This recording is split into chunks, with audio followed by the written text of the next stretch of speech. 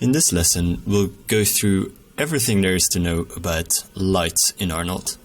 Lights are a very important part of any ray tracer, and Arnold comes with quite a few options for them, which is amazing if you're a lighting artist.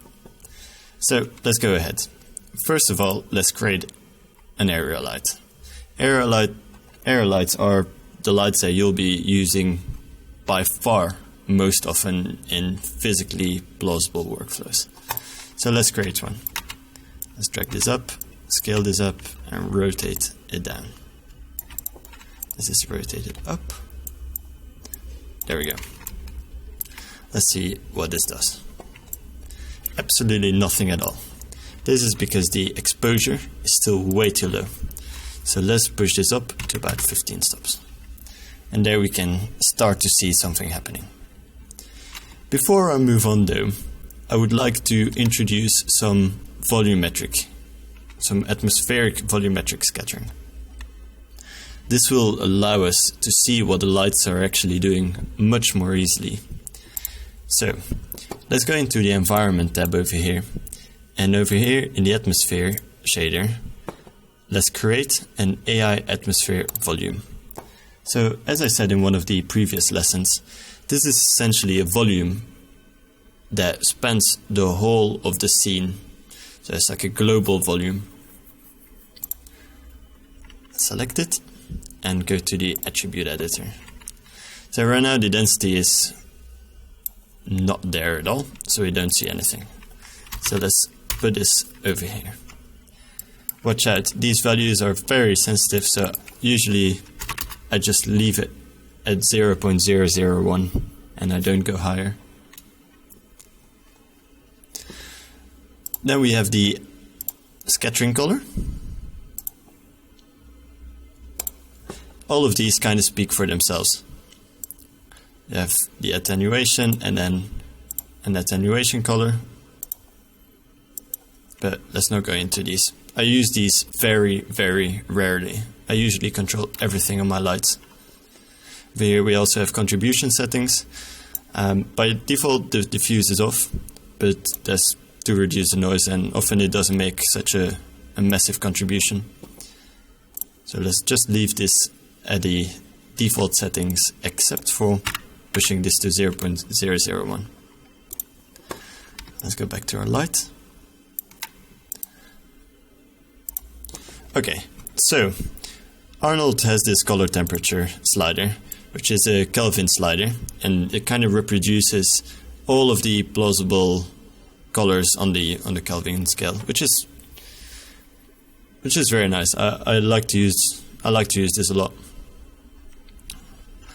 Let's say we push this over here. So then we have the illuminates by default, which we leave on always. And the light shape, we can change it to, for example, a disc light, which is round, or a cylindrical light. Let's just leave this to quad right now. The resolution for if you input a texture. Let's just leave this at the default. And then we have an important one, the spread. So the spread is a slider which is useful, but you have to watch out for the extra noise that is introduced. So it's got a hard time sampling this with a low spread, as you can see. So this is something to be wary of. I push it down to 0.3 often. I don't often go lower because of the noise issues. Then you have a roundness. There we go, which is kind of like a blend in between the cylindrical light and the quad light. And then you also can have softer edges, so this controls the fall off. Then we have the samples. I usually set this to 2 or 4 if the light really needs more samples. I never go higher, or very, very rarely. The normalization of the light intensity, I leave this on, usually. This has to do with the area to intensity ratio. So if you scale this up, it will still maintain the same amount of intensity. If you don't leave this on, then you will see that it changes. For practical reasons, I like this on. We also want to cast shadows, then the shadow density, just leave this as is. And the visibility, this is very important in lighting. We often tweak this, so you can have the global illumination or the diffuse, then the speck lobes, etc., etc. All the contributions to the different components of your shaders. Now, often it's used that we, for example, just place a specular light. Of course, there's no specularity in the scene right now, but this is often important. By the way, this is the diffuse, this is not the global illumination. The global illumination is this one. Okay, so that was it for the quad light. Let's go into the light filters a little bit later. Let's go over the other lights first. So then we have a mesh light. Mesh lights are pretty cool. So I've prepared a little mesh light over here.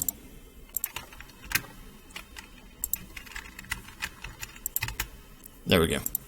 So I made a helix, then I went to the Arnold menu and clicked on the mesh light. Or I could also have gone to the Arnold tab in the shape node and put it from polymesh to mesh light. Once again, all the same options is just to translate a mesh into a light. There is this light visible checkbox, which seems attractive, but the sampling on it is not ideal. So what I usually do for mesh lights is that I disable the light visibility and then create a duplicate of the object with a flat shader, for example. And then you have way more control over what the light looks like, and also the sampling is a lot better. Has a much easier time sampling this. Okay, then we have a photometric light which loads in IES profiles. I won't go into this because it's not used very often. It's used in architectural rendering quite a bit. Then we have the light portal, which essentially helps lights or your skydome light with the sampling. So this is often used, for example, when you light an interior scene with a high dynamic range image. And because in the skydome light, it gets sampled over the whole hemisphere, or even the two hemispheres. So what the light portal does is essentially guide the sampling to, for example, the windows. You place it in front of the window and it just helps the sampling. And we have the physical sky, which plugs into the skydome. I don't use this very often, but it's quite useful to establish, for example, an initial light direction when you're starting to light your scene. This is just like a sun and sky model. There we go. Those are the Arnold lights, but once again, I usually just use the area and the skydome light. It's important to know that over here in the Maya lights, there's also a translation of the Maya lights to Arnold lights. So you can have a spotlight or a point light, for example, over here. Let's create one. There's an Arnold tab. Over here, we can do the same thing. Drop this down a little. 2 samples. Now we can increase the radius, for example, etc., etc. So it is not, these lights are physically correct. They are translated to a sphere from a point, etc., etc. So you can use this. From time to time, I tend to use the spotlight because often it provides quite a large amount of control over your light. Perfect. So now that we've gone into the lights a little bit, I would like to introduce you to a bit more of the atmospheric volume stuff. So right now it looks quite boring and quite there's not a lot of depth to the image. So let's go into the settings of this, and we can assign a color. So this is a spatial variation that we can introduce. Over here, let's create an AI noise. Let's give this a few more octaves.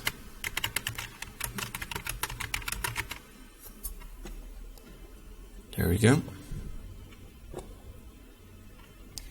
Is it working? I think I can start seeing some variation.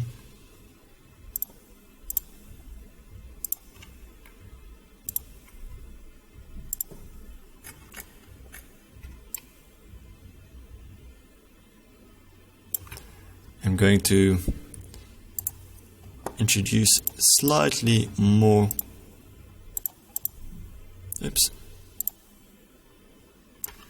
slightly more density so we can see what actually is happening over here. And as you can see right now, I hope you can see it in the recording.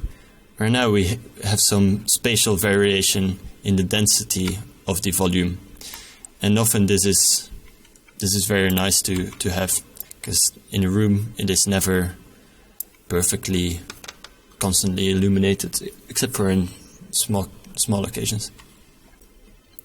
Perfect. So, what else? We've gone over the mesh lights, the area lights, the Arnold lights. Then we still need to do the light blockers. So, when you're lighting a scene, more often than not, you need more control over where shadows are cast, where the light isn't appearing, where the light is appearing, and Arnold provides light filters for this. So let's have a look at these. We have a light blocker and a light decay. So essentially these are two methods to get to the same thing. It's controlling your lights. So let's start with the light blocker.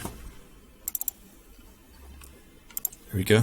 Creates a transform node that I advise you to rename always, because more often than not in lighting you create quite a few of these and then need to know where they or what they are doing. So let's set the intensity to 1, and over here you can see that everything within this cube over here, the light is blocked, as you can see. So this is very useful for, let's say, creating gradients with light, because there's fall off options, ramp options, for example. It's just to get more creative control over your lights. There's plenty of different types of lights, of light blockers. For example, in the box, everything inside the box is not illuminated. Same for the sphere and the cylinder, but for example the plane over here, it really acts as a blocker that then casts shadows, which is very useful too. And then over here there's just fine-tuning options. Okay, so then let's have a look at the other one. Oh, by the way, it's important that you also know that you can set a -1 density. And then in this case, let's disable the ramp. It is only inside of the blocker, so you can use it with negative values and create the opposite effect. See? Something that's pretty useful. Okay, so let's go back to the area light and add a light decay. So a light decay is a bit simpler. It's just a light decaying. It speaks for itself. So there's a near attenuation. There we go. So you can decide where the light starts to get its intensity. Sometimes it is useful to just give a little bit of it to avoid noise in the image. For example, to avoid fireflies with if lights are very close to objects, etc. More used though is the far attenuation, to create a nicer fall off. Because often the quadratic fall-off illuminates a lot of the scene. And in lighting, especially for animated features, we like to compartmentalize our light colors into certain areas, etc. And we use this very often to achieve that. The light fall-offs, not physically correct, but definitely offers a creative control that you will need to create your beautiful images.